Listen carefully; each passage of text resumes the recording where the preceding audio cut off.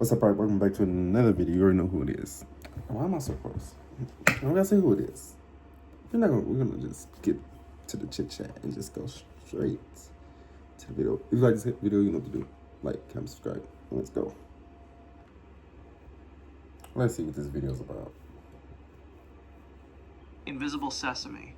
On July 17, 2016, 15-year-old Natasha Ednan Laprousse arrived at Heathrow Airport with her father and friend for a dream vacation to Nice, France. Before boarding, she stopped at a Pret-a-Manger cafe in Terminal 5 and purchased an artichoke, olive, and tapenade baguette. Natasha had severe food allergies since childhood, particularly to sesame seeds. She checked the label carefully, as she had been taught to do all her life. No allergens were listed. As British Airways flight BA342 took off, Natasha bit into her sandwich. Unknown to her, sesame seeds had been baked directly into the dough. They were invisible, unlisted, and lethal. Within minutes, red hives appeared on her neck and midriff. Natasha took 2 Puritan allergy tablets, hoping to stop the reaction. It wasn't enough. The symptoms escalated rapidly. Her father, Nadim, administered her EpiPen, injecting adrenaline into her thigh. The small cabin of the airplane became a desperate medical scene. Natasha's throat was closing. Each breath became more difficult than the last. At 35,000 feet, there was no way to land quickly. No hospital was within reach. A second EpiPen was used. It had little effect. Natasha's oxygen levels plummeted as her airways swelled shut. So the cabin crew called for any doctors on board. A physician responded, but had limited medical supplies. Natasha lost consciousness as her body was starved of oxygen. The pilot issued an emergency alert requesting priority landing in Nice. For 40 minutes, Natasha's father performed CPR in the airplane aisle as other passengers watched in horror. When the plane finally landed, French paramedics rushed aboard. They continued resuscitation attempts, but Natasha's brain had been without oxygen too long. At a hospital in Nice, doctors pronounced Natasha Ednan Laprousse dead. The cause? Anaphylactic shock from undeclared sesame. Her death sparked outrage across the UK, revealing that food regulations allowed allergens to go unlisted if ingredients were added during the production process. In 2021, Natasha's law was enacted, requiring full ingredient labeling on all prepackaged foods in the United Kingdom. Murder over coffee. On January 6, 2016, a 27-year-old Indonesian woman, Wayan Mirna Salian, met her friends at Olivier Cafe in Grand Indonesia Shopping Mall in Jakarta. Myrna, a newlywed who had recently returned from a honeymoon, was looking forward to catching up with college friends Jessica Kumala Wongso and Hani. Jessica arrived first and ordered a Vietnamese iced coffee for Myrna before the others reached the cafe. When Myrna arrived, the coffee was waiting. Security cameras captured the moment as she took her first sip.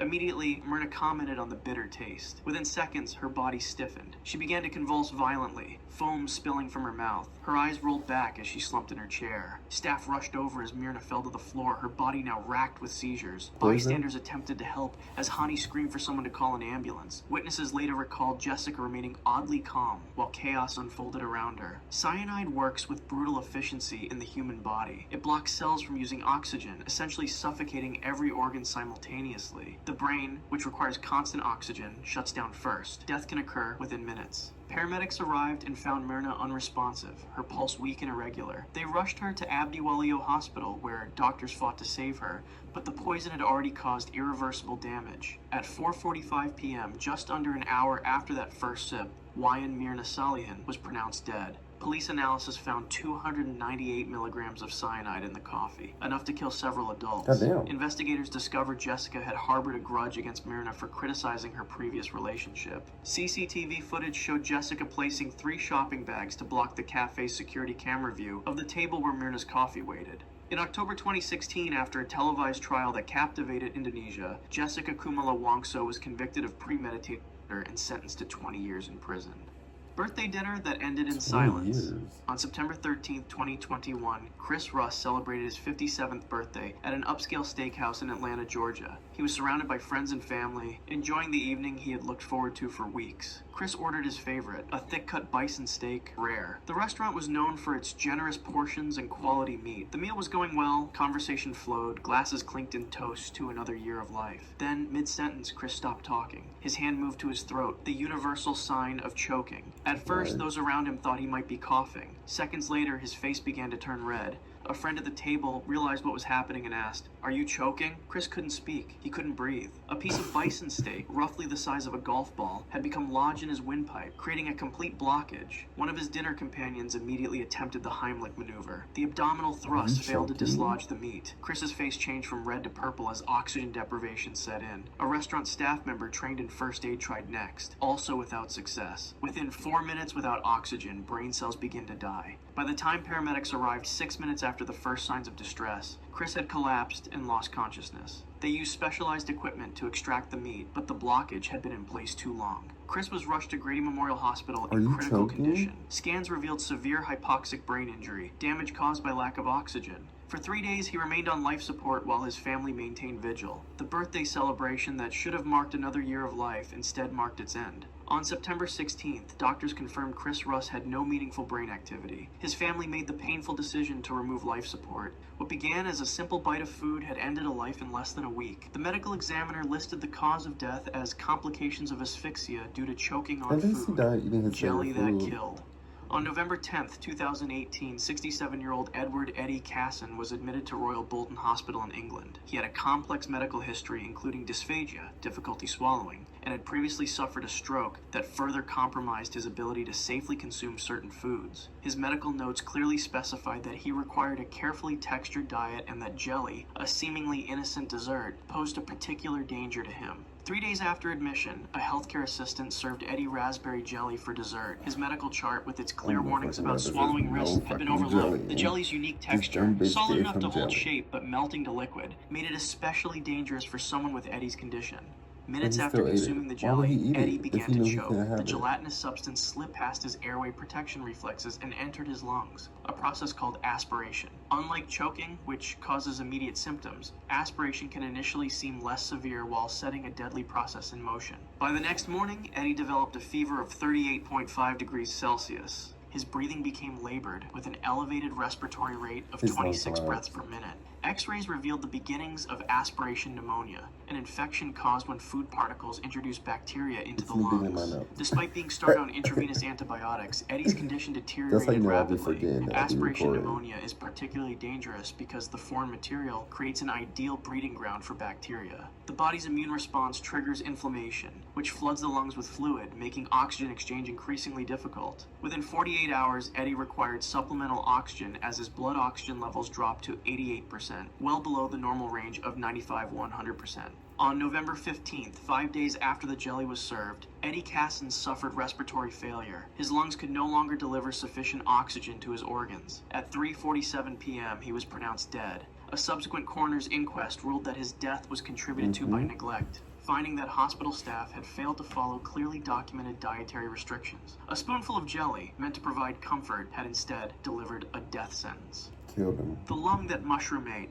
On May 11, 2020, in rural South Korea, a previously healthy elderly man collected wild mushrooms from the mountainside near his home. The retired farmer often gathered seasonal vegetables and fungi to supplement his meals. That evening, he boiled the mushrooms and consumed them for dinner, unaware he had made a fatal identification error. 6 hours after his meal, the first symptoms appeared. Violent vomiting began suddenly, followed by profuse diarrhea. The man initially dismissed it as simple food poisoning that would pass. By morning, the gastrointestinal symptoms had become severe enough that his son drove him to a local hospital. Initial blood tests showed elevated liver enzymes, with ALT and AST levels over 5 times normal limits, indicating acute liver injury. Doctors suspected mushroom poisoning and began supportive treatments. What happened next baffled the medical team. Within 48 hours, the patient developed a persistent cough and increasing shortness of breath. A chest CT scan revealed something horrifying. The man's left lung showed extensive consolidation. Areas where the normally air-filled spaces had become filled with fluid. By the 4th day, the lung tissue had begun to necrotize, literally die and decompose inside his body. The toxin was destroying his lung cell by cell. The patient was transferred to a specialized toxicology unit in Seoul. By day 6, his oxygen levels had dropped so critically that he required intubation and mechanical ventilation. The left lung continued to deteriorate despite aggressive treatment. Tissue samples confirmed the presence of Podostroma cornudemi toxins, one of the deadliest mushrooms in Asia. On day 9, That's why surgeons I don't performed eat an them. emergency pneumonectomy, complete removal of the left lung, as a desperate measure to prevent the spread of necrosis. The extracted lung was blackened, liquefied in areas, and barely recognizable as human tissue. The operation came too late. Multiple organ systems had already absorbed the toxin. The patient's remaining lung, Damn. liver, and kidneys began to fail simultaneously. Despite continuous dialysis and maximum life support measures, he died on day 13. The mushroom he had mistaken for an edible variety contained trichothecene mycotoxins, compounds so potent they had once been investigated as biological weapons. A date That's that why I don't turned eat fatal. them.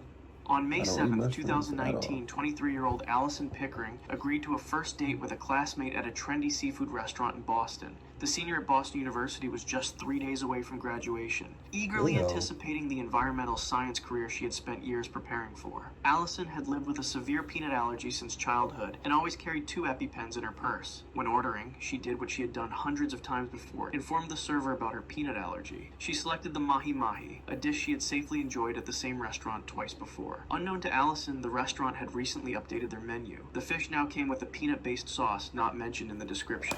Halfway through her meal, Allison felt the first warning sign, a tingling sensation in her lips. She put down her fork immediately and reached for her water glass. Within seconds, the tingling progressed to swelling. She calmly told her date she was having an allergic reaction and retrieved an EpiPen from her purse. Allison self-administered the epinephrine auto-injector, pressing it firmly against her outer thigh as she had been trained to do. The date They're called pissing me 911. off. Restaurant staff cleared a path to the entrance. Allison remained conscious and alert, even walking unassisted to meet the ambulance that had arrived within minutes. This false stability is common in severe allergic reactions. The EpiPen had temporarily slowed the reaction, but the allergen continued circulating through her system. In the ambulance, just 4 minutes after leaving the restaurant, Allison's blood pressure plummeted. Her airways, already narrowed by inflammation, began closing. Let me introduce you to my... I'm so glad I'm not allergic to anything. Because these restaurants are fucking stupid. How do you not know that the shit was made with peanut, but you made it? Fucking stupid asses. Paramedics immediately administered a second epinephrine dose and intravenous antihistamines. They placed an oxygen mask over her face, but her oxygen saturation continued dropping. By the time they reached Massachusetts General Hospital, Allison was in What the full fuck does an anaphylactic EpiPen shock. do? Her heart had slowed It to a slows it dangerous down, I rhythm. get that, The emergency but, like, room team what's worked the point of it? frantically, performing an emergency tracheotomy to bypass her swollen airways. Despite their efforts, Allison Pickering's heart stopped at 9:43 p.m. After 20 minutes of resuscitation attempts, she was pronounced dead. Her graduation gown would hang unworn, her future erased by a hidden ingredient in a restaurant meal she thought was safe. The leftover Bonaloo feast. On July 17, 2018, the Bonaloo Festival brought vibrant celebrations to the streets of Hyderabad, India. The annual Hindu festival honored the goddess Mahakali with elaborate offerings of food and rituals. 46-year-old Srinivas Yadav, a local shopkeeper, participated in the festivities with his extended family, preparing traditional dishes including mutton, chicken, and specially prepared goat intestines. The celebration continued late into the night. When it ended, leftover food Not was packed judging, away. The temperature that but- night remained above 30 degrees Celsius, dangerously warm for storing meat. The following day, at lunch, Srinivas and 3 relatives reheated and consumed the leftover feast. The meat had been refrigerated briefly, then sat at room temperature for hours before being warmed again. Perfect conditions for bacterial growth.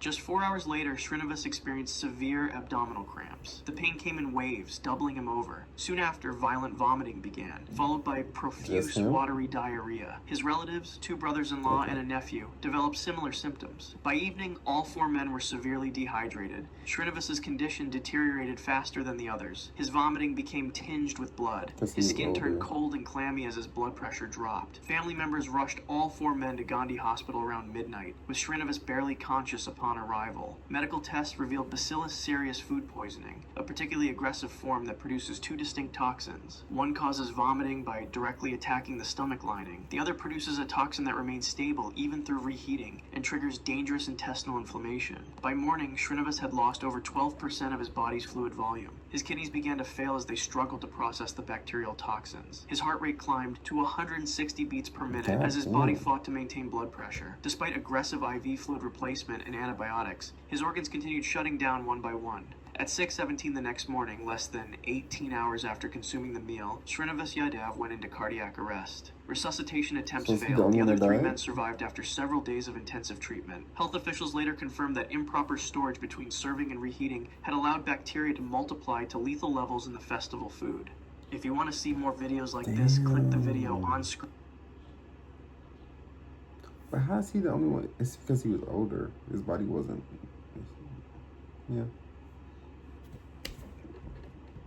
All right. If you want to see the video without me in it, it's gonna be right in the link description. I love you guys always, and I'll catch y'all in the next one.